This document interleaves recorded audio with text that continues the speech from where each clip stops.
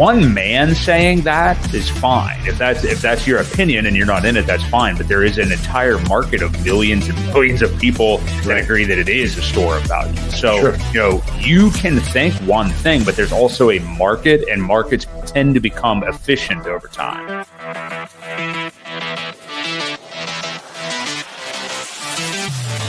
We do know that you will always get paid in Hex on a daily basis. And that is truly the miracle that we call Hex, because it is trustless interest, trustless yield. Nothing will stop that contract from running.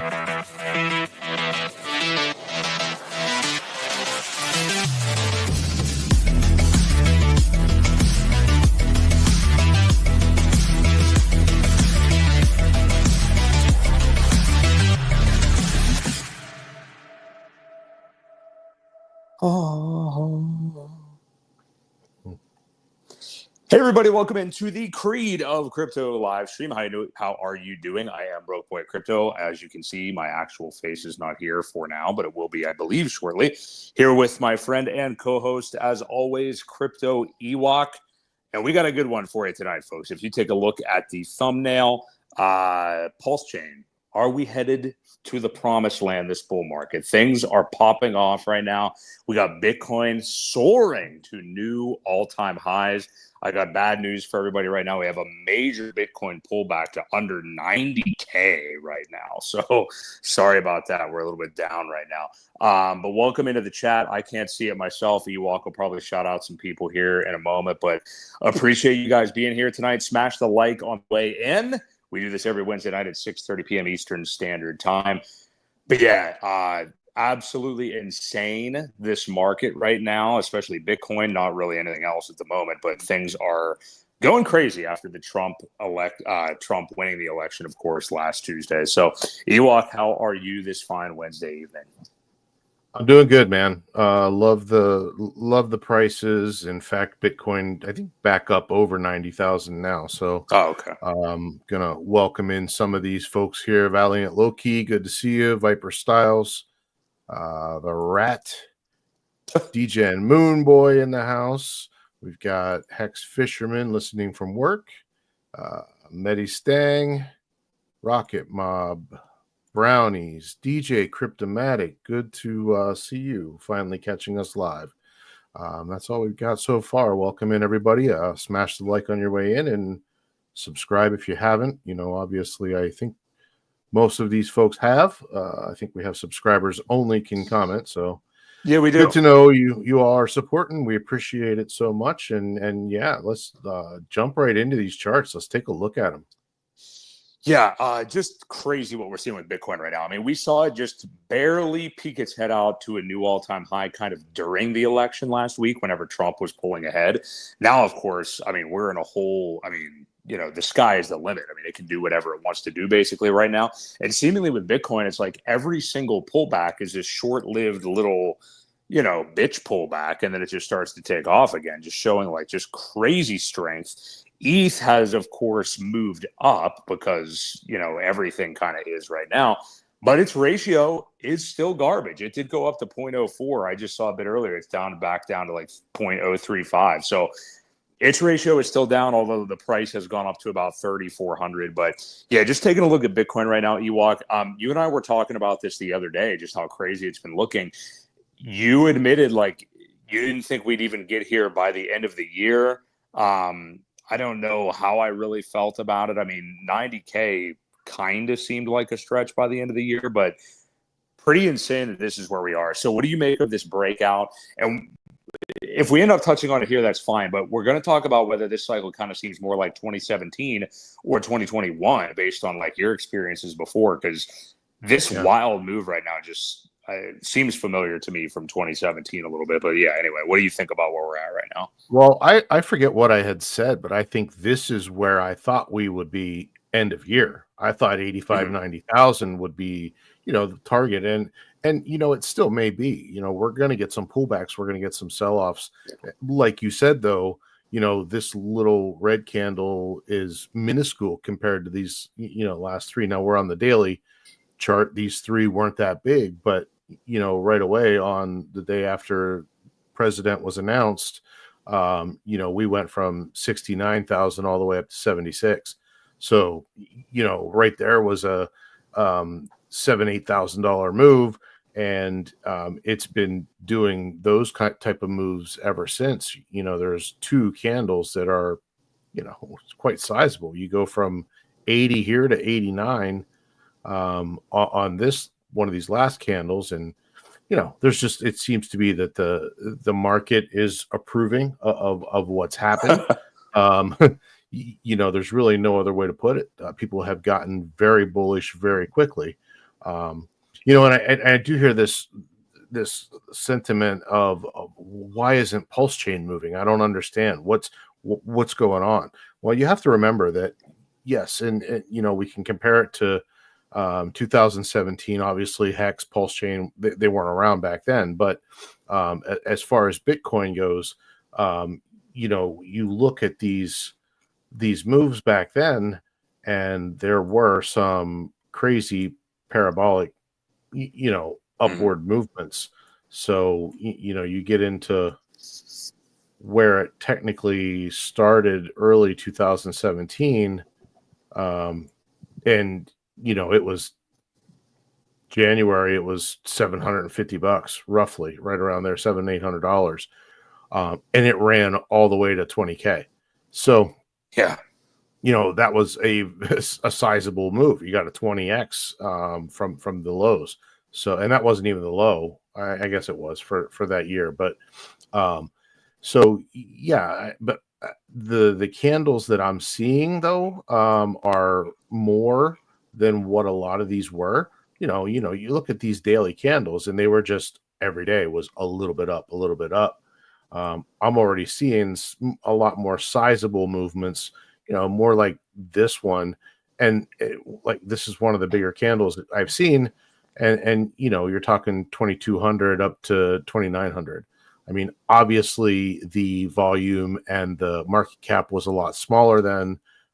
So, roughly a sizable candle, but at the same time, now we're talking moving $8,000 in a day. 2020 was, let's get back to that, where we got 20,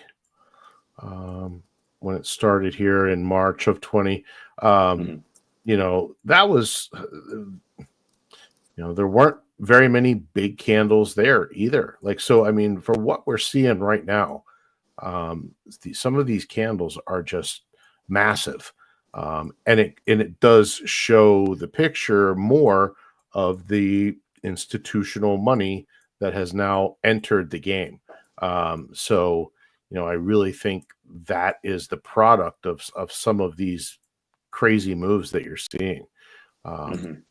But yeah, no, it's looking good. It's looking bullish. But, when things go this parabolic in this short of time, beware, there's going to be some people taking profits at some levels. There's some traders out there that will dump massive bags hoping for a pullback to buy in and swing trade it to get the markets moving the way they want. So just keep that in mind. We may end up here at the end of the year. But now there's people saying we could be well over 100,000 if it continues at this rate. Yes, but will it? That's a lot of momentum this early in the cycle. We almost need to have some pullbacks to keep it a little bit healthier, I think. I'm with you. Yeah, I mean, while the bull market's going to be crazy, like this kind of up only that we've seen over this last week is usually not something that will last just weeks and weeks and weeks on end like this. Especially, like you said, I mean, zooming out, even though it's so great what we're seeing right now after so much shitty news for 3 years, like this is still November of 24. It still is not 2025, even though we've had bullish piece of news after bullish piece of news, especially if you're within the PulseChain ecosystem. I mean, other than some prices, you're pretty much floating on cloud nine with some of the things that have happened narrative wise over the last couple of weeks. And you just made a great point, Ewok, about talking about people that are saying, like, why isn't PulseChain moving? Why blah, blah, blah. Well, I mean, neither is Ethereum. Like, it moved up again. We just mentioned it, but I mean, it moved up USD wise. Yes, it's moved up from whatever, like 2,700 to 33, 34. But the ratio is still hot garbage. So Right. I mean, And I didn't finish my thought on that. Go ahead. Now that you say it, why isn't PulseChain moving? Well, everything's delayed, right? Bitcoin is your first mover. Bitcoin is your old faithful that's been around forever. It's the one that gets the momentum first. It will then switch. Ethereum will take over. That ratio will catch up eventually. And at that point, you'll see the tides kind of changing, right? Ethereum will take over. It'll close that ratio gap. Once you get a Bitcoin top, historically, 28 days later is your Ethereum top. At that point, people take profits. They start rotating into altcoins. Then altcoins have their season. It's a very delayed thing. But the thing you need to watch for is with PulseChain, you could go up, it'll say, well, Bitcoin's moving like crazy, not seeing anything. And the next thing you know, you blink your eyes and you've 2 or 3x'd very, very slowly. It's a subtle creep up there. But it will happen. And, once Ethereum does top out, people do rotate into other things. So that's the time that we see the parabolic run-ups like crazy in altcoins. And that's kind of what, I'm expecting to see again. Until it doesn't happen, you can expect the same thing that happened the last couple cycles. And it's the same until it isn't, right? Yeah, I think that's all that we can really look to. And it is funny, like, these things turn on such a dime. And then, people's forecasts and things like that change. Like you just said, people talking about, 100K Bitcoin by the end of the year is definite now. I mean, it may not. I mean, you look back to March of this year, like when things were pumping just overall in crypto and people are like, oh, here we go and everything. And it's like, that was so short lived. And then it was just kind of crap for the rest of the year. So I'm not saying, I mean, obviously we're getting better and better as we get towards 2025, but we may look back to this week after the election and be like, oh, wow, things really just popped off there. We went up to 93K or whatever it was and cooled off a bit after that. I don't want to be a wet blanket. I'm not trying to throw cold water on anything. Just looking at another point of view, and we still have a long, long way to go, obviously, here through this bull market. You just mentioned, like, sure. We're starting to see more people talk about 250K BTC again. Like, that's what this cycle is going to get to. Richard Hart obviously tweeted about it before. We just saw Crypto Kobe, who's like pretty sure a crypto billionaire, tweeting, or at least hundreds of millions, tweeting about it the other day. Do you think, just as a final point on like Bitcoin and the cycle overall for its potential, like, do you think that people are just getting out over their skis right now because we're seeing this pump and all of a sudden you're seeing these predictions come out of the woodwork? Or, I don't know. I mean, they always do. I remember last year they were calling, Richard had called the top at 65, 63, whatever it was. And people were still calling for over 100,000 then.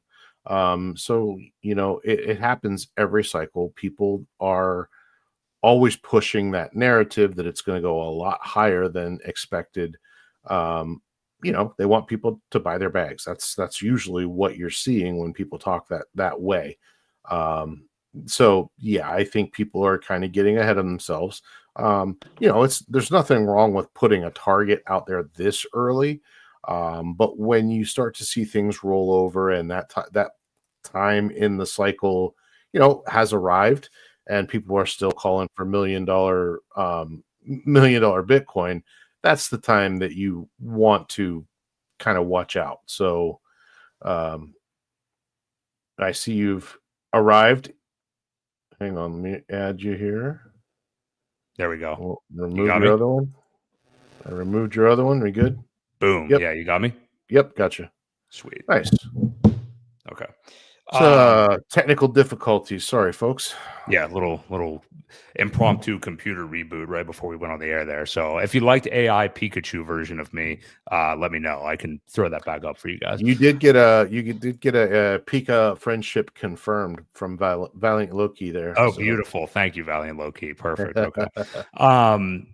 Yeah, so that's kind of where we are with Bitcoin and ETH right now. I mean, we need ETH to freaking pick it up, man. And we're going to see it happen. I mean, it's just continuing to be, very low compared to Bitcoin. But let's go ahead and turn our attention to the PulseChain ecosystem now. And we do have, and it has moved. I mean, people might be like, why are we like at sack rate because Bitcoin's popping off like this? I mean, it has moved up from where it was. Don't forget, I mean, it was at like 4 zeros and a 4.2 just about a week and a half ago or something like that. So we have seen the ecosystem move up. Pulse is at 4 zeros and a 5.6. We got PulseX 4 zeros 3.2. Incentive token 219 right now. Hex is at 001885 and eHex at pretty much 002. So no, not 00. Don't get ahead of yourself. Shoot, my bad. Yeah. Don't scare people. Well, I wasn't ahead of myself. That would have been backwards actually for the main Hex. But yeah, Hex at almost 2 cents. So yeah, we have still seen things move up. I understand people are frustrated because they're seeing all the actions just happening with Bitcoin right now. But we are still seeing things move up. So what do you kind of make of where we're at with Pulse right now? Again, narrative wise, and with what's been going on over the last couple of weeks, obviously I'm talking about, I don't know if I'm still frozen or if that was real or what's going on here. But I'm talking about like the motion to dismiss hearing being like largely insanely bullish, all the things that we kind of heard come out of that. Trump gets elected, which is great for the entire industry, obviously.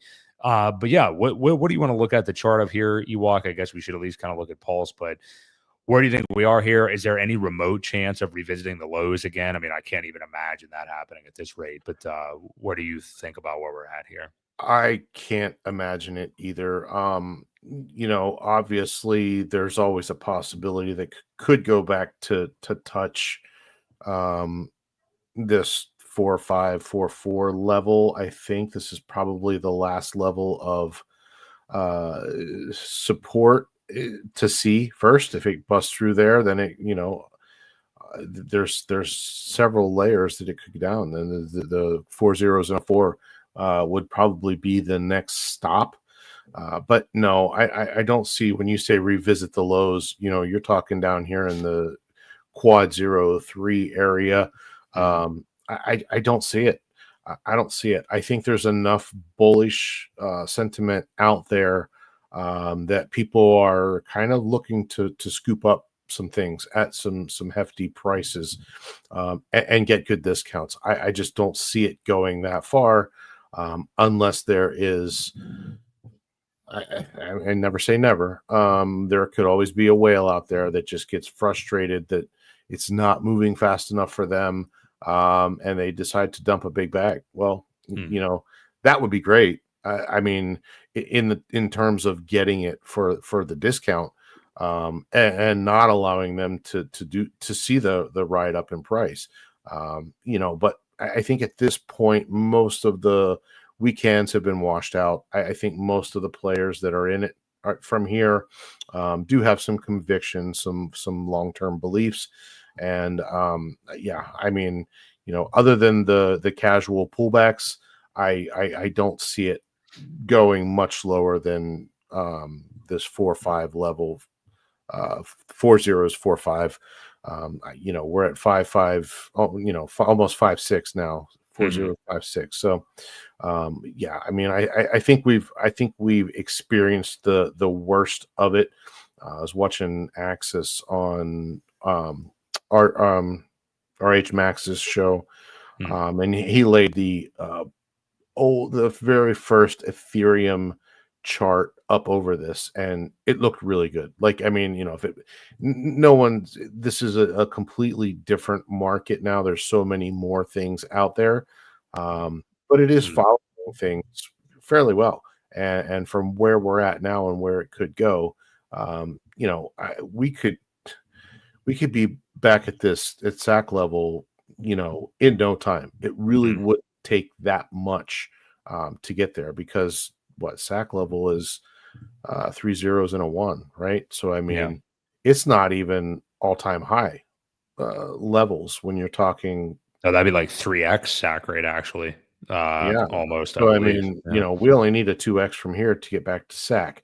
We probably will bounce around that area a little bit. It's just one of those mental levels that we have to break through again. But yeah, I mean, I don't think there's going to be a whole lot of resistance. I think once those green candles get up there and start chopping, we get through there, it could take off pretty quickly.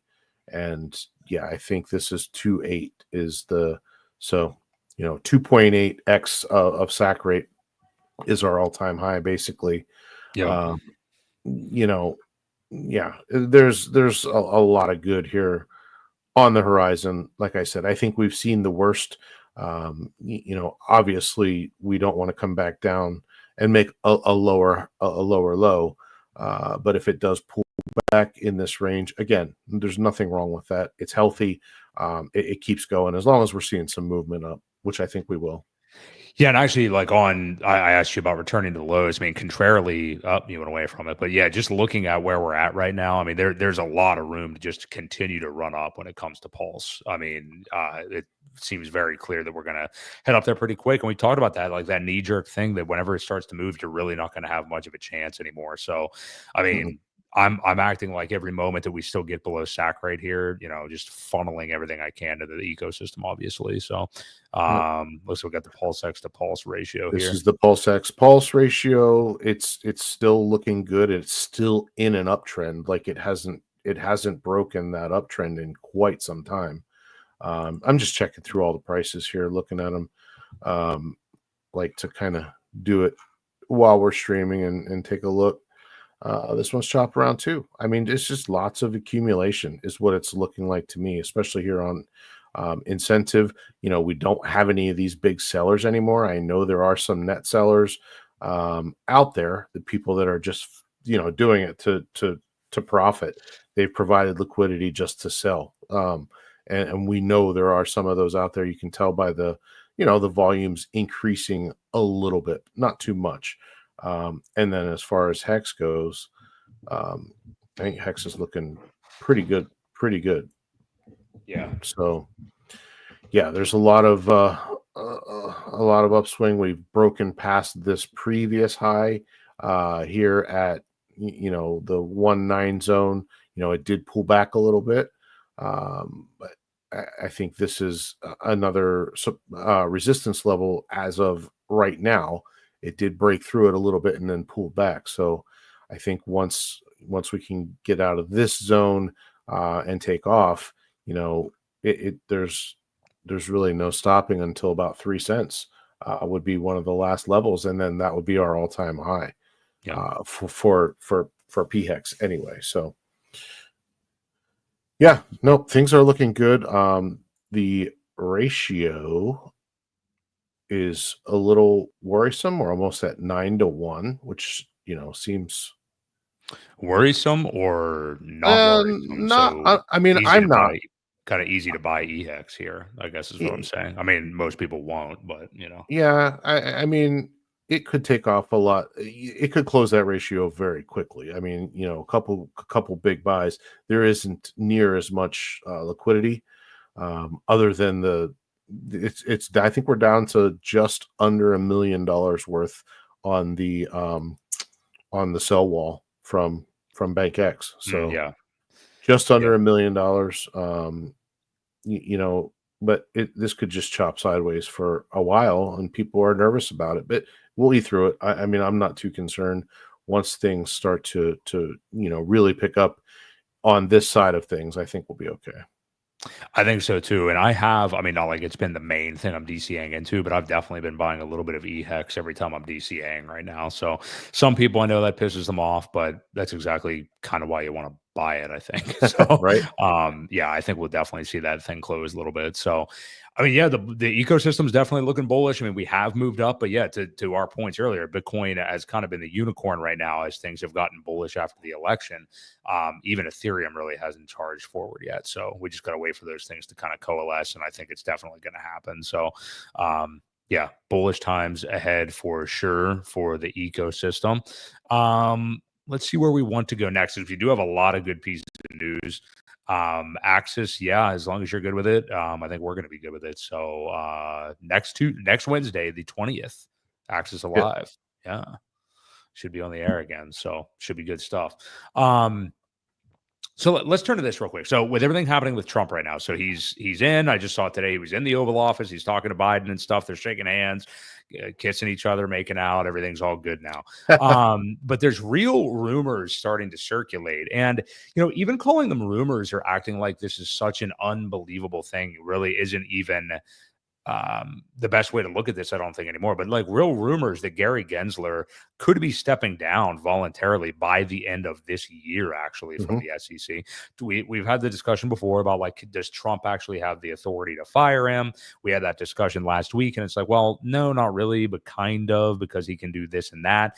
But we've seen other SEC chairs and leaders in the past simply step down because of opposing leadership. And Trump pretty much represents the biggest amount of opposing leadership that Gary Gensler could ever have in office. So we are starting to see that now, whether, it's, trust me, bro type source or whatever it is, we are seeing that Gensler himself could just leave, or maybe as we get into 2025, it would just prove that he needs to leave anyway. But again, not that much of a stretch. So I want to know what you do think of this EWOC, or what a timetable could be for that. What it could mean, obviously, for the case with PulseChain and the corrupt SEC, which is already looking pretty good. But how huge would this be for crypto overall? And how do you, like, if we were betting on it, what do you think the SEC reform would look like? I mean, we've had multiple politicians lobbying for like a reformation to where it's just a panel without a leader. We've had speculation of Hester Pierce taking over, all kinds of stuff. So yeah, what do you think in terms of the likelihood of Gensler obviously being gone, and then how they could reform the SEC anyway? Yeah. Shoot, I wish I would have written it down, because I did see a name that was floating out there. And it wasn't Hester Pierce. It wasn't anybody that we thought it may be. It was somebody different that would probably be heading up the SEC. I do put a timetable on it, probably the end of December, the end of the year, a couple weeks before, whatever. Totally see him stepping down. He knows that he's not wanted. He doesn't want to be, affiliated. Obviously, when the rules change in January, he would be gone pretty much anyway. He would have somebody else appointed to that position. So I think he'll bow out somewhat gracefully. And I don't think it was Matt Gaetz either. No, he was just saying Matt Gaetz is the attorney general. He was just assigned. Gotcha. Crazy stuff. So I don't know who it'll be. Either way, it is bullish. It is very bullish for us. I think it will definitely be someone pro crypto. I think it will be somebody that, again, like we said last week, isn't going to be throwing cases at anybody and everybody without some sort of proof. I don't think, the whole thing about this administration, one of them anyway, is to be as efficient as possible, right? Let's not waste a bunch of tax dollars on corrupt cases that basically they're not worth it. They're baseless facts from the start, just to try and get extortion money out of some of these crypto. We want the regulations to help facilitate the companies that do want to start here. It's one of the big things that Trump's always been a fan of, is starting business here in the United States. So I do see some positive regulation coming out to where we can get some of that, right? We can start building some good businesses, and hopefully, that will carry on even down the road, once people understand that it is good. It's good for technology. It's good for the economy. It's good for, maybe not for the banksters, but at this point, those people need to kind of share the wealth and expand on the different types of money out there. So I think it's good. I hope that there is a board appointed, and not just a chairman. But we'll see. I think we'll have somebody favorable as the chairman anyway, if that's the way they decide to roll. Yeah, I'm with you there. Another angle of this is, so Trump is already talking about like having a pro crypto cabinet. And again, people have been comparing his cabinet picks the last week to like watching the NFL draft and stuff like that, which is kind of cool to see. We saw Matt Gaetz today. We saw Tulsi Gabbard. There's been all kinds of different announcements. But to these points, and Elon obviously already being a crypto guy, officially does actually launch the Department of Government Efficiency, aka DOGE. Yeah. Which what's funny is like that is like a perfect name for what the department is anyway, and he was just able to fit the DOGE acronym in there. I mean, like, my God, who would have thought like that we literally now have like a government agency that's headed up by Elon Musk that is the acronym of a top 10 crypto token that he is Well, behind. and we have to kind of show this too. There's the Doge chart since election day as well. You know, Yeah. just kind of fitting, right? That people were front running it. Right here's the fifth. So yeah, it's done a nice little where are we at here? It's done a little 185% increase, almost a 2x since election. Yeah. So started at about 14, 15 cents roughly. And, you know, it's all the way up to 40 cents today. Yeah. Pretty cool. Yeah. It's just crazy that this is happening. I mean, like we have crypto pretty much front and center. I mean, obviously there's other issues in the world, more important things that Trump has to deal with and stuff like that. But crypto is an important one. And I mean, we are seeing massive representation of it. I mean, stuff is it's just crazy how this is panning out. Like we were saying last week, the good news, the bullishness is just insane what's been rolling in right now. Yeah. So any final thoughts on the just lots of good changes across the board. I mean, you know, not overly familiar with the whole Rick Scott thing as far as politics go, why people aren't supporting him. I know you saw there's a large list of people that blocked that decision. So hopefully he's taking notes, and you know, I think that's who he kind of appointed to the Speaker of the House, but I believe, right? I don't even know. As soon as you said Rick Scott, I was like, what is he talking about right now? So this is something I apparently missed. I don't know. Yeah. Well, anyway, there was a lot of people that blocked. I think that's who he wanted originally as that person in charge, but he didn't get the votes for the Speaker. Yeah. So. Well, I do think overall, I mean, his cabinet picks, just by taking the temperature of like MAGA type Republicans versus neocon people versus just normal people, whatever. I think people are generally content with what he's been doing, you know. And, you know, Trump even admitted himself on Rogan a couple of weeks ago that he didn't know what he was doing in 2016 with appointing people, was listening to different people and letting them influence him. And now he seems to have a much better idea of how he wants to get this stuff appointed right out of the gate. Oh, Senate Majority Leader. Yeah. Yeah. Okay. That's what it was. The one critique that I did hear earlier today was that he did appoint Elon and Vivek both to the efficiency thing. And someone had asked, well, how efficient is that to appoint two people? It was Elizabeth Warren. Who else? That's okay. That's where I saw it then. Yeah. Yeah, of course. Pocahontas herself. So anyway, very, what are you going to do? You're not going to make everybody happy. They're going to second guess and try and, you know, critique every little thing at this point. So it's all right. Yeah. Is what it is. Yeah. Yeah, I'm not sure who's out there really voting for Elizabeth Warren still, but somehow she just won an election again. So what are you going to do? Well, hopefully we get some term limits into place, which I know is one of the things that he wants to do as well. Yeah. Yeah. Well, we shall see. If you guys are enjoying the stream so far, do us a favor. I'm looking here. We got almost 100 people watching and 29 likes.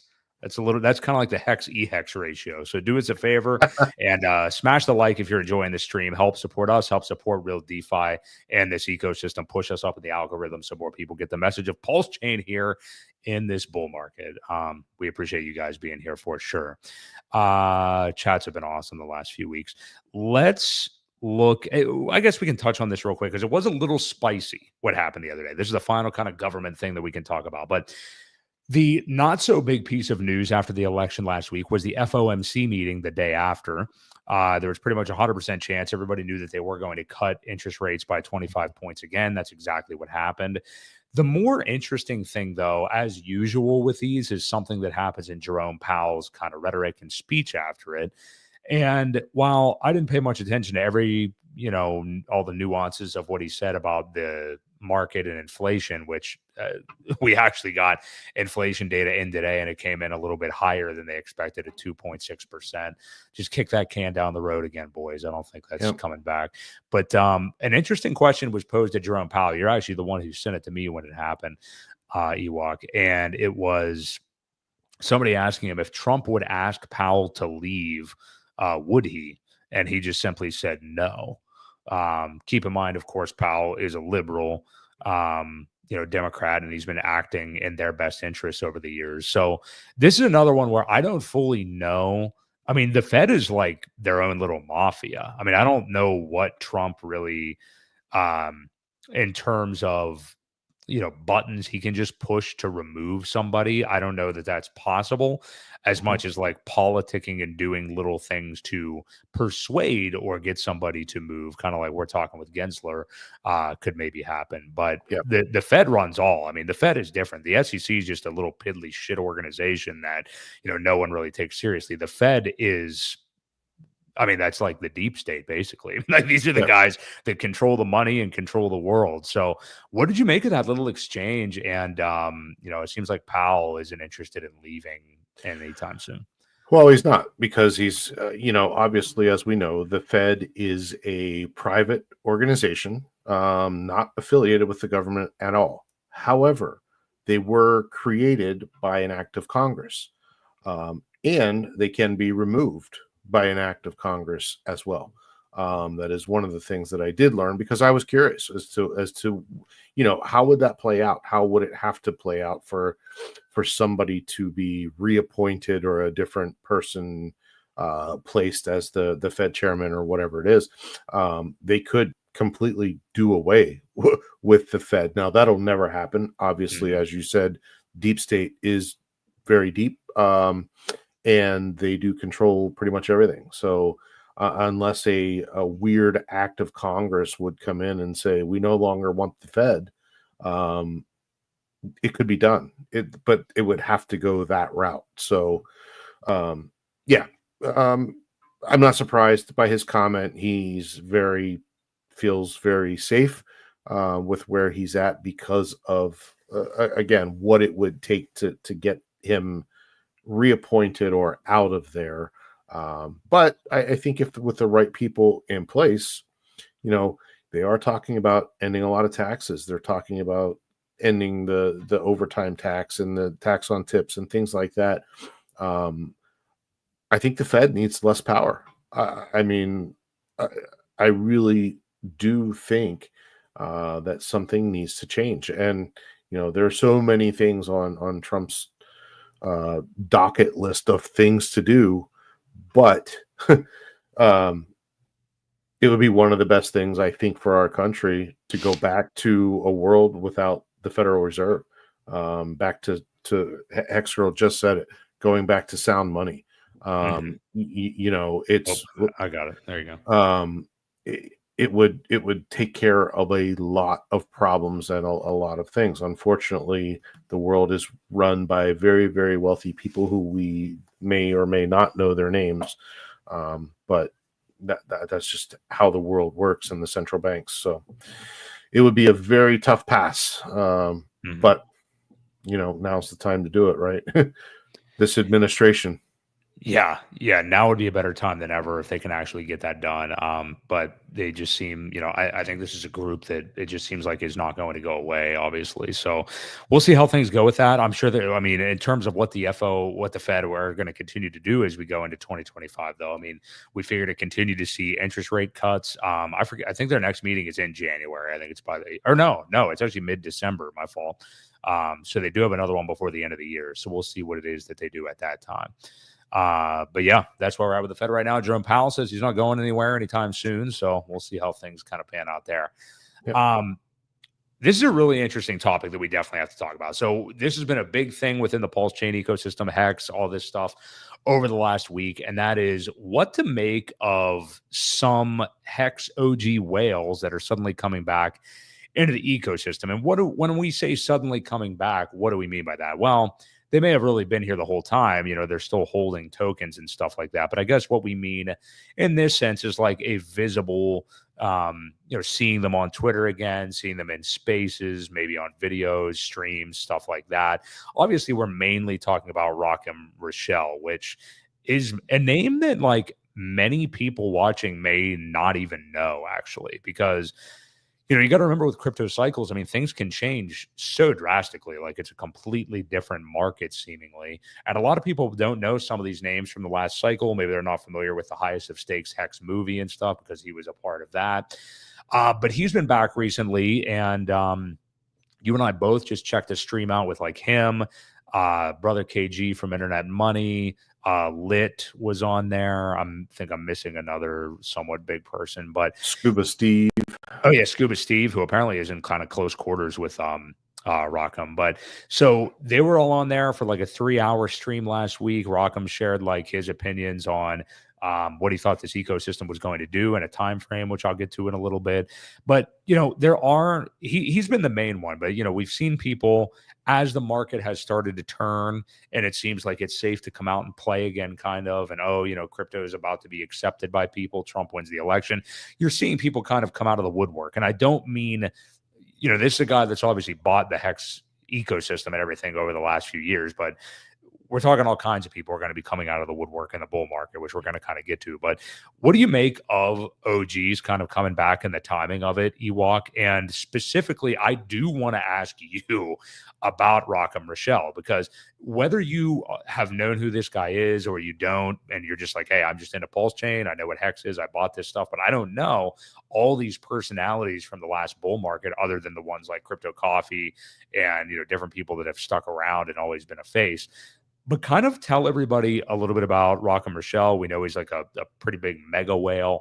And I have seen really dissenting opinions of him strongly going in either direction since he's come back. I mean, very strongly in both directions. So interesting. So I'm not necessarily asking like your personal opinion, but if you could lay out why we're seeing that and tell us a little bit about him, though. Yeah. So, I mean, I think you have to go the whole way back to the beginning. Knowing a little bit about his background when he came into this community, he was part of what they called, his company was called Overwatch Partners. They are an investment type company. And when Hex launched, he did invest quite heavily, made some big bucks, right in there early.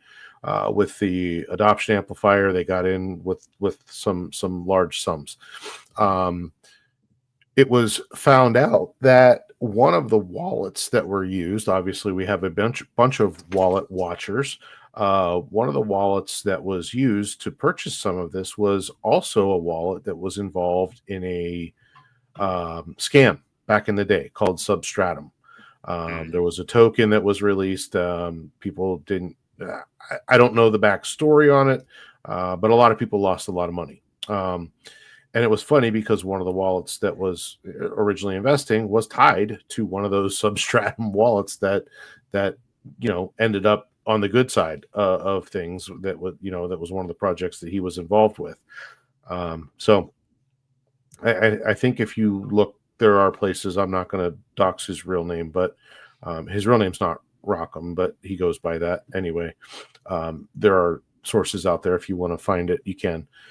Either way, made a bunch of money, sold it, was one of the first people that I think purchased a Lamborghini, got the Hexagon license plate and all that good stuff. He's in business, whatever. It's his company. They took profits and he made some money.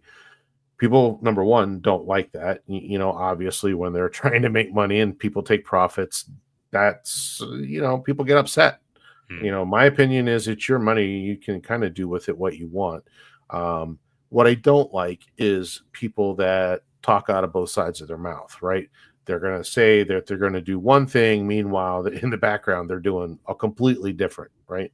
Yeah. So I do know that there was many million dollars that were sacrificed then again from Rackham and some other partners, namely some business partners from Saudi Arabia. One of the big things that happened is when Richard went on his marketing ploy, the buying all the crazy stuff and spending money. It pissed a lot of people off, right? It pissed investors off. And I do remember a threat, so to speak, that was on Twitter, where Rackham, in fact, I think I had it pulled up. Well, it's making its rounds. I mean, if you've kind of just been on, not just you, but I'm just kind of telling everybody, if you've been on Twitter the last couple of days, you likely have seen this somewhere. For the people that are arguing about it, just a good guy, is he altruistic? Yeah, here's what's been shown. Yeah, and Richard made a comment after, like I said, after the marketing. Pro tip: when humility pays better, I'm good at it. Currently pay as shit. And basically what he was saying is, being that way isn't good. You got to do the extravagant spending and the flashiness and stuff like that to get eyes on you. And he was right. People don't like it. A lot of people don't like it. But he knows what type of marketing gets eyes and gets viewers and gets subscribers. And that's all he was trying to do. And Rackham replied, "Bull crap. You have serious issues going on." And it's now, whoa. What was that? Was that your phone? Yeah, it was a work number. I have it set to no, because it's never good. That was, but anyway, remember walking in the sand. I think that's that song. Anyway, go ahead. Richard, I'm telling you right here and now, you compromise my money, my partners, my Saudi friends, you're going to answer for it. So, there's threats right there. Yeah. Much. So that rubbed a lot of people the wrong way. So there's just so many things about it. And now I feel bad for him because he says he went through a divorce. The last 2 years have been kind of ugly. Well, whatever. Everybody has their things, right? And that's why he claimed that he was gone for 2 years. Really, it was because I think there was a product where a lot of people that invested were saying, "Where's our money? What's going on?" And they lost a lot of faith, because they invested through Rackham, and he put money in the sacrifice pool. Anyway, whatever. I think he was taking a lot of heat as well when things didn't come out as originally intended, and who knows what kind of weight that put on his relationships. But anyway, he claims he's back, and says again that one of the last things that I saw was he's talking up all these things. He's talking up HOA. He's talking up all these different community, all these little things that I should have saved it, because there were a lot of tokens listed that he was saying that he was buying, right? And that's when the huge red flag went up for me. All right, is this guy buttering up to all these communities because he really is buying them and he thinks they're good deals, or is he kind of trying to get back into good graces with everybody so that he can launch something and make some money off of people because they now trust him and believe that he's buying their bags too, right? So that was one of the things that kind of concerned me about this recent one. And you have to remember, at this juncture of the bull market, there are always going to be people that lie, cheat, steal, try and get you to invest in things that they have.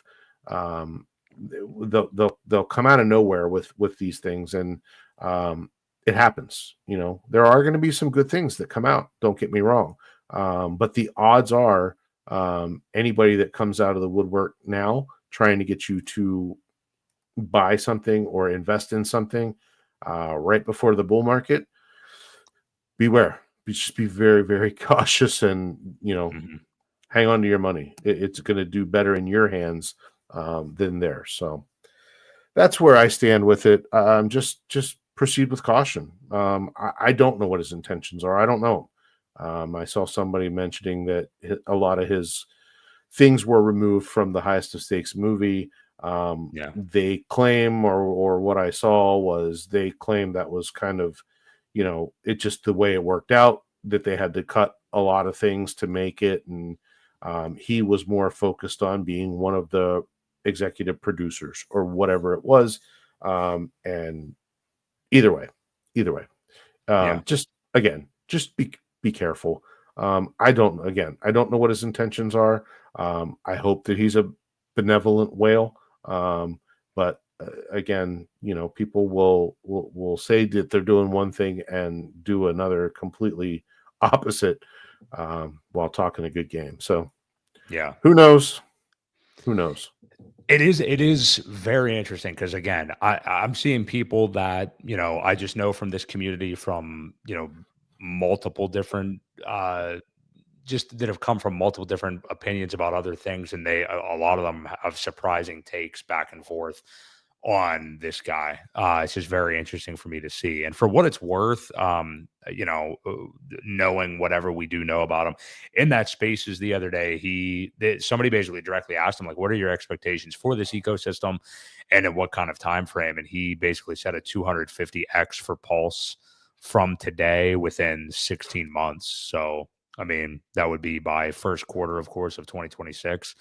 And I mean, if you're not happy with it, I don't know where he's getting that from or anything, but if you're not happy with the 250x, I would say that you've made massive mistakes with what you're investing. Yeah. But yeah, who knows? Do you have much? I don't want to put you on the spot, but I'm gonna. I mean, do you have much of an opinion on him yourself, or is it just kind of what you said already? Is it just like with anybody that kind of comes back out of nowhere, just to be careful of intentions, Yeah, no, I mean, this is kind of how I feel. I'll welcome him back, but I'm not going to invest in any of his projects if he comes out with any. I will be very cautious. Anytime a whale is in the ecosystem, that has that type of influential friends, you got to welcome it, but again, watch what people do, not what they say. And that's the biggest thing. That's the biggest advice that I can give. I don't personally have an opinion one way or another. I know there are people out there that are friends with him. I think RG and he are good friends. Some people don't trust RG. So, I mean, everybody has an opinion of everybody. They've never done anything to me personally. So, I'm one of those type of people where, I've got nothing good or bad to say, in the way of him being back. My opinion is that whales are good, as long as they're benevolent whales. But when you have, I think he said something about every time it went up a certain percentage, it was another $1 billion in his account. I did hear him say that. Yeah. So that's how much he has. Now, there isn't that type of liquidity, right? I mean, he's not going to be able to exit. So it's in his best interest to stay for a long time and be one of those benevolent type people. Pull profits if there are other ways to pull profits, whether you set single-sided liquidity or even use like a liquid loans type thing where so you over collateralize by 10%. Well, 10% is probably going to be better than a market sell, right? Mm-hmm. At those type of levels, if you're talking $1 million, $2 million, $5 billion, if you over collateralize by 10%, it's way better than trying to hit a market sell on something like that with liquidity that can't handle it.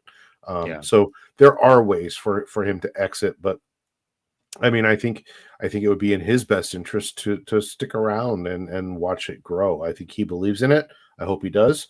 But we'll have to see how he handles it and what he does. Like I said, he's said that he's going to do one thing, but you got to hold him to it. Yeah. And to that point, I guess we can just tackle this here because you wanted to talk about this too. Not that it goes totally hand in hand, but just a general caution to people about anyone that comes out with anything when this bull market is popping off, because there's going to be more and more like honeypots, little things out of nowhere. And I mean, even if if you're here watching this right now, you're probably still, I mean, you're not really retail because they're still not totally here yet. So, I mean, you may be a little bit wiser than the people that are going to be coming deep into 2025. But just for example, and I'll throw this one out there, but people are calling her the new Pulse Latina. You didn't actually know about this the other day, so I had to send it to you. But there's a new girl out there, this one being a blonde. What the hell is her name? Damn it, I didn't write it down. It's like, somebody in the comments will probably know. It's like Bella Pulse or Crypto Bella, I think. I think it's Crypto Bella. Cute blonde girl, not gonna lie. But she's out of nowhere talking about PulseChain and stuff like that, and making a video about how to, or just like what PulseChain is and stuff. And of course, it gets like 400 likes. I don't know anything about her. I don't know if it's legit, a paid actor, or whatever. But of course, all the comments are just like, hey, we have our eyes on you if you try to launch anything, blah, blah, blah. Not threatening her, but just like, we know how this goes. You know what I mean? So, yeah, I think that's definitely something to look out for. And maybe you could even just talk, Ewok, just about like, I mean, obviously, this was really the Wild West a couple of years back or 2 cycles ago. But I mean, some of the things and what they look like that do pop up. I mean, we're just talking about whales coming back, but I mean, literal actual scams that do pop up to watch out for in the bull market. I mean, talk about some of the landmines that you've seen before and stuff like that. Well, they're getting crafty. As time evolves, there are things out there that have links. Somebody claimed that Ben Bitboy had put out some sort of link to something I saw that was, it had a Trojan horse virus or whatever it was that was it wiped people's wallets. So just, the best thing I can tell you is to try and get a computer. If you can't do the whole hardware wallet thing, at the very least, to get another computer and only use it for your crypto stuff. If you're going to surf and you're going to check things out and you're going to get another computer for that, like, don't even affiliate them, because there are keyloggers and different types of things out there. One of the most common is the send me one, I'll send you 2 back. Right. Well, that's as old as they come. But for new people, they don't know any better. They see a live stream with Elon or somebody famous or Vitalik or somebody having a stream that's a replay of something. And you look at the wallets and there's people in there for, sending money to it, and they take it. Like, you don't get anything back. So be careful of those. Be careful of the emails from Coinbase saying, hey, this transaction, because most people do have a Coinbase, and you'll get an email that from them stating that someone's trying to take money from your account. And you click on something and it's either a keylogger or something that's asking you to enter your seed phrases or something like that. It's all a scam. Like, don't listen to any of it. Look at your account. First of all, you shouldn't have a bunch of money in your Coinbase anyway. I mean, that's just rule number 1 is you don't keep stuff on exchanges. But if you do, just be very, very cautious of do not put your seed phrase into anything. I know a lot of people have heard this before, but if we save one person, that works, right? I'm happy. So there are all kind of honeypots. Yeah, it's basically you'll see this this game where everybody gets in and it's kind of like who can hold it the longest type thing. Most of those don't work either. They're it's like a honeypot type deal with a tax. It's a tax token that they don't have anything other than what was the proof of weak hands. That was the one of the very first ones that came out. Well, they're still recycling a lot of these. So, you'll start to see these things coming around, and it looks great, and somebody spends a lot of money to market it. It's a scam, so be happy where you're at, guys. You've all put, if you've been following us for any period of time, we know we've been preaching the DCA, be patient, slowly but surely accumulate your position. And most of you should be in pretty good shape by now if you've been following along. So now's the time where people will come out and try and take advantage of it. And just be careful. Be very, very careful out there. Something I try to do sometimes to make me take the security thing even more seriously is like, look at your portfolio now if you're not really happy with where it is now, but you hope you will be by the end of the bull market. Well, just imagine it even like 25x or so from where it is right now, and imagine compromising that. You know what I mean? Just by playing around, going to a new DEX or not verifying the DEX that you're connecting to. I think that's the main thing that you need to watch out for. And I do remember those streams, I could totally see. I'm sure people get scammed by them. I remember it was Elon Musk, Kathy Wood, and Jack Dorsey were the ones that I would always see last cycle, and I could always tell like something is fishy here. But there's a lot of stuff out there, so you got to be very, very careful of that. Be very, very vigilant. Very much so, yeah. Smash the like for us, guys, if you're still here enjoying the stream. We got an interesting topic here now. So we mentioned this to start the show. What cycle is this reminding you more of right now, Ewok? Because as this 24-25 cycle gets going, so we, resetting all this bullish shit, we've got Trump being elected on a dime, like right exactly on schedule. So many people calling for November for Bitcoin to start really pumping, and boom, right in line with a 4-year cycle. The minute Trump gets elected, everything just perfect, exactly what you want to see from Bitcoin. And 2017 was very unique. The last two cycles are very different because 2017, there really wasn't this big crypto infrastructure built out. I mean, like Coinbase was even kind of a new thing. I remember before, there isn't even a Coinbase Pro now, I don't think, but there was GDAX, I think, if you recall, with Coinbase, and exchanges were still being built out at that time. In 2017, we didn't really have DEXs yet that were good or anything. Of course, there was a big BitConnect scam, which you're very familiar with. Just a lot of Wild West, insane things in 2017. But we did see Bitcoin go parabolic in November and December of that year, before kind of crashing down late and or sometime in 2018. So we saw, as you mentioned earlier in the show, Bitcoin go up to 20K all of a sudden in December of 2017. Then 2021, you see a much more mature market. You see the invention of Uniswap and all these amazing DeFi protocols. You see like Link with an Oracle. Hex obviously is invented and does a 10,000x from 2019 to 2021. All these amazing DeFi platforms. Phantom was an interesting one. All these different things and stuff popping off. You saw Bitcoin kind of do the double top in 2021 of hitting 65 to 70K 2 times. And it was just a different vibe.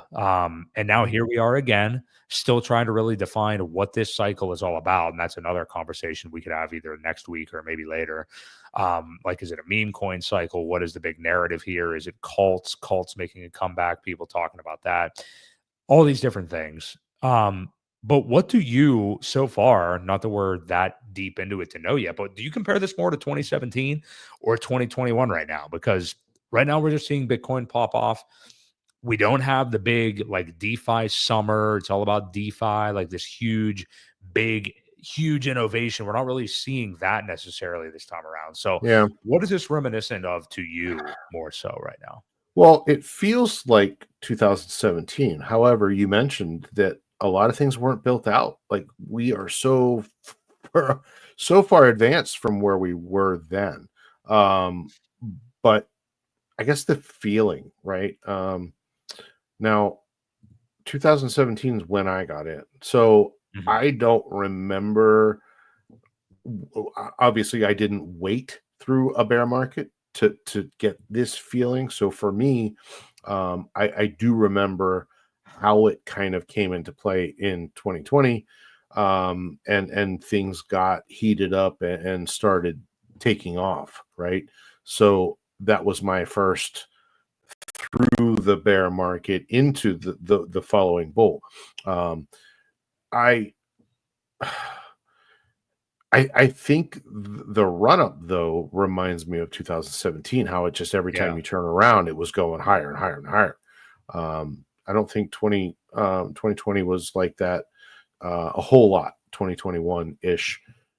So yeah, it's hard to compare them because they all have their differences, and like like I said, we've had so much advancement. So what will the narrative be? That'll be the question that we just kind of have to wait and see. I hope we see a cultish type thing, and that is the narrative where community takes over. The ones with the big communities are the ones that have the loudest voices. I don't know of protocols that are being developed right now. And, when you get some big advancements like the Uniswaps and the peer-to-peer stuff, things kind of get built. So you get those advancements, and then the next cycle, things kind of get built out on those, right? So you're not looking for a brand new technology. You don't have a brand new technology, just kind of build outs. Maybe we see that type of thing in the next cycle. And this is the cycle where community is really what matters. It's the people that come together and yell the loudest are the ones that do get some of the biggest gains.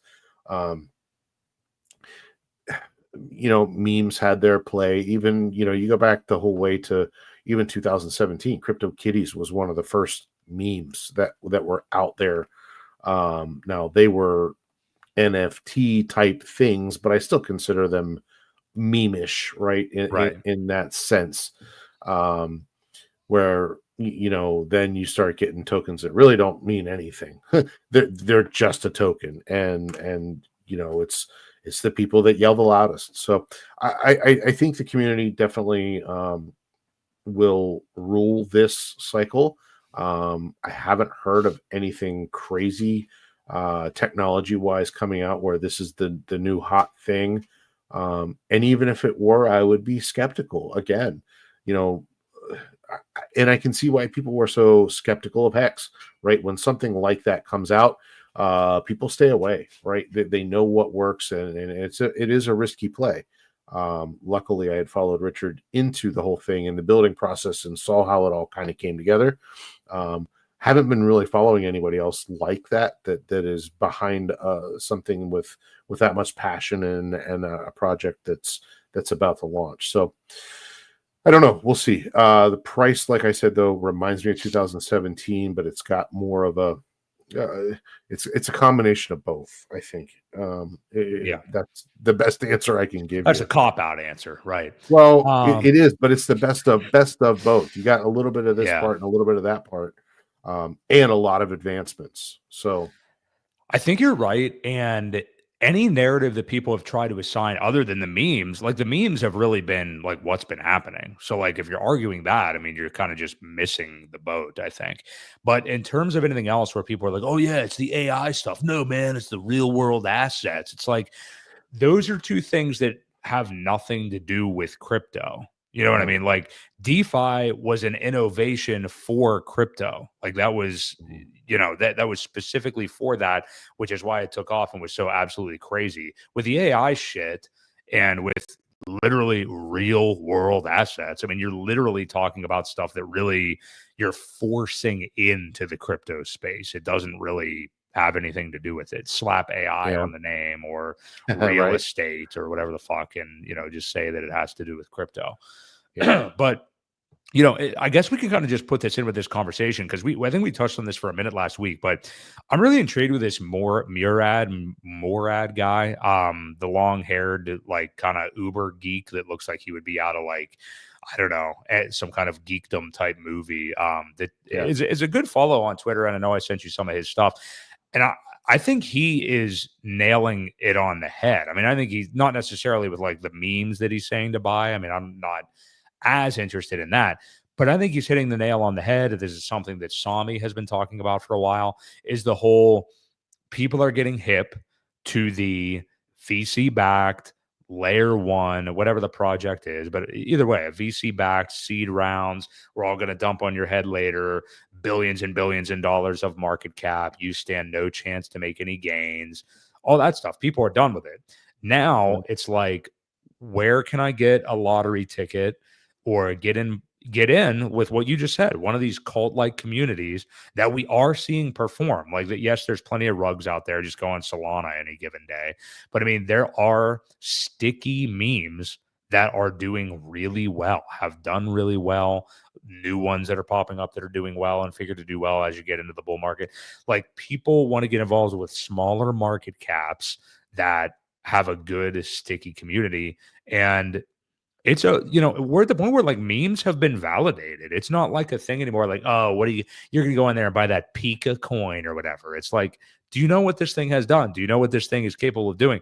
People like to represent their interests on the blockchain, like in their, it's their monetary votes for that. Like, this is something I'm interested in.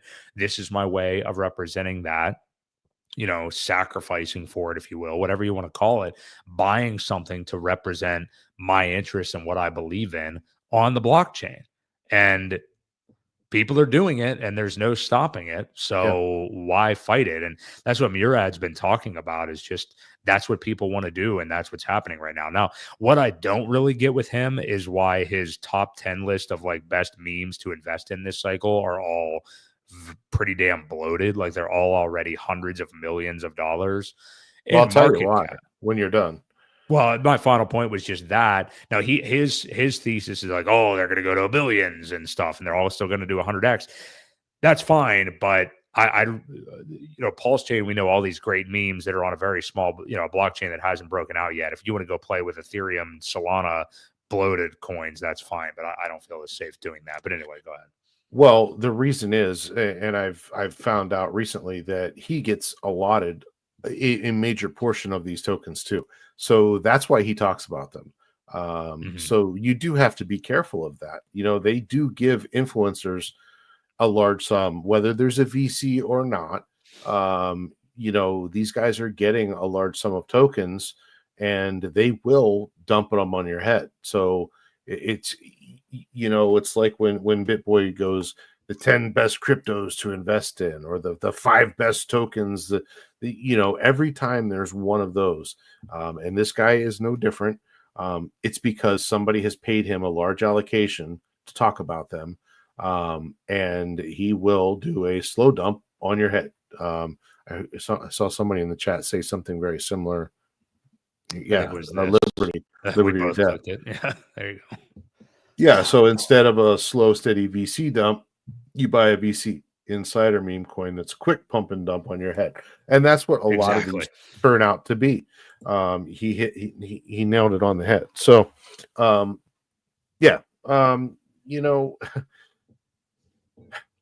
again, I think it goes back to community. I think when you have a large number of community all talking the same thing, they're not all going to do the same thing, right? I mean, they're not all communicating on, it's too hard to coordinate a pump and dump like that. But when you have one individual, like, what's his name, Murad or whatever, one individual like that can have a lot of influence over things, and they're his, right? He can do with them what he wants, and he can do it at will. But when you follow a community into a situation or a coin, something like that, it's a lot harder to herd cats than it is one person. So, I just, again, it's one of those things to be very cautious of. Now, he does bring up a good point. People do want that lottery ticket, the dopamine hit of finding something that's going to run like crazy very quickly.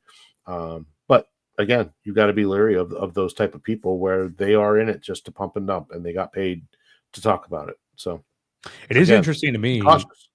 Yeah, and it is interesting to me that PulseChain isn't on his radar because it's like here's an entire ecosystem bootstrapped from the ground up in the complete inverted way of all these things that you supposedly hate. You know what Well, I mean? So why it aren't made me you? think why he's not is because we're not paying him. Nobody from Yeah, PulseChain is giving people money to talk about things. We will do it ourselves, right? That's kind of the mentality, and that's why a lot of people gatekeep us.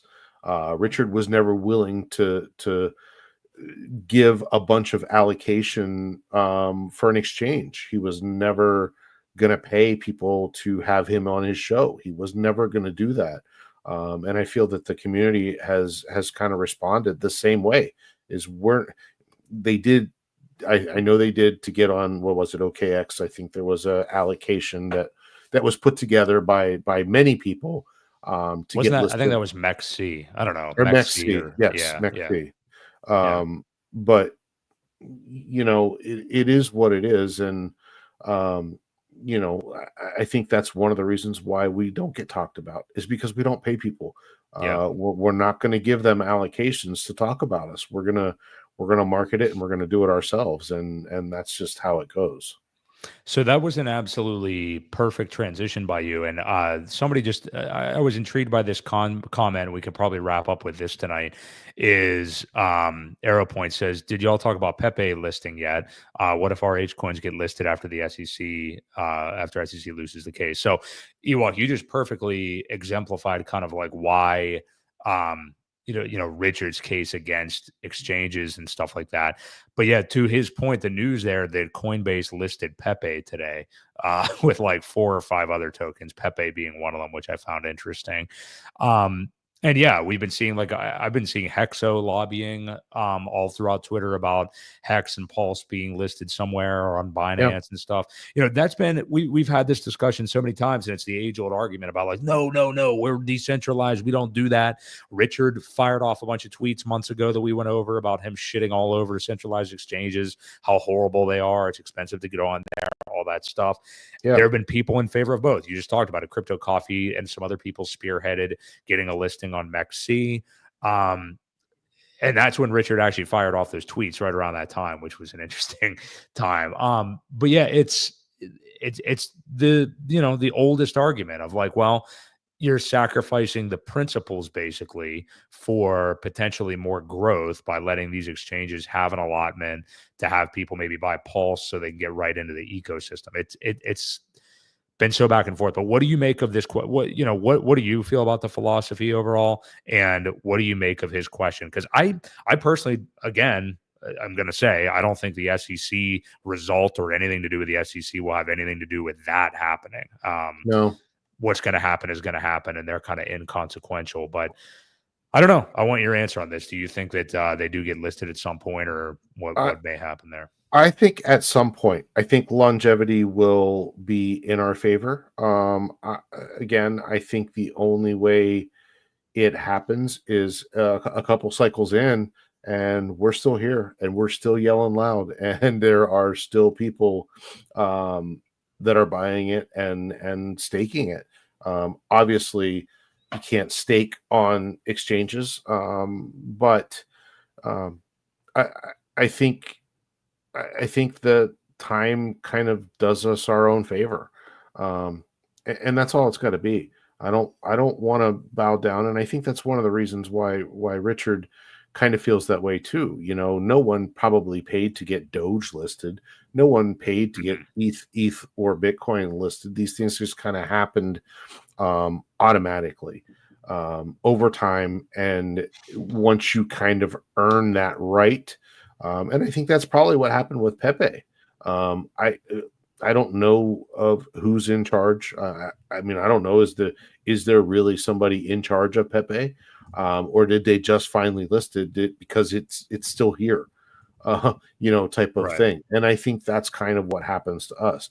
I think these guys may eventually just get tired of hearing from us and list them, and then once that happens, it'll kind of domino to the other ones. One big one, whether it's Gemini or Lord forbid, I doubt it'll be Binance because they're one of the biggest gatekeepers of our stuff. Who knows? Maybe Richard winning the case will, or how about this? Let's paint this picture.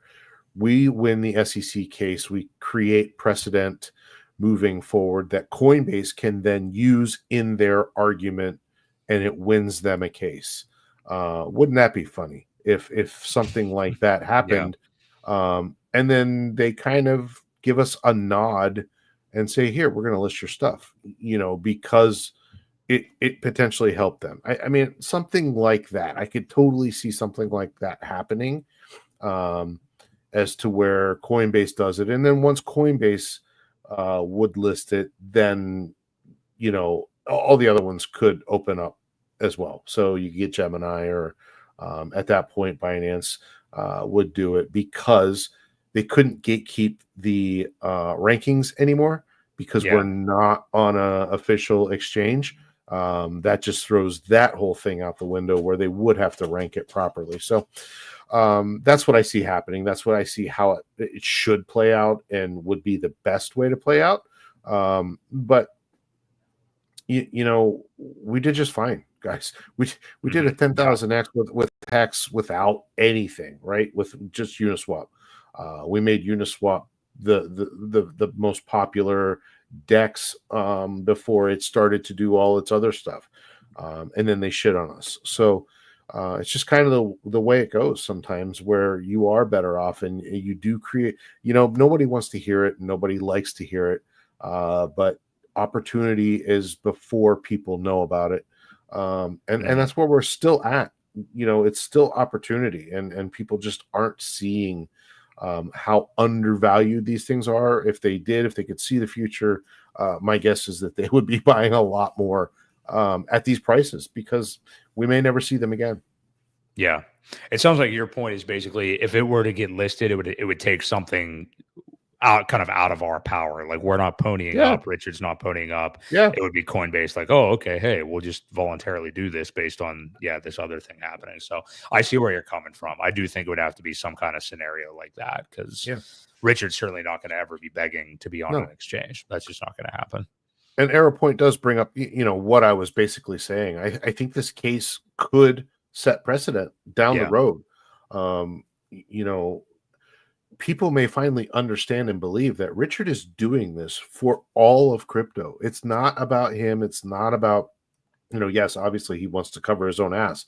But he's hired a dream team of people to set precedent moving forward for a lot of things. And this could be paramount to, the next several years, especially with the change of administration, where they back off completely in a lot of places. So could be very good. Could be very good for us moving forward.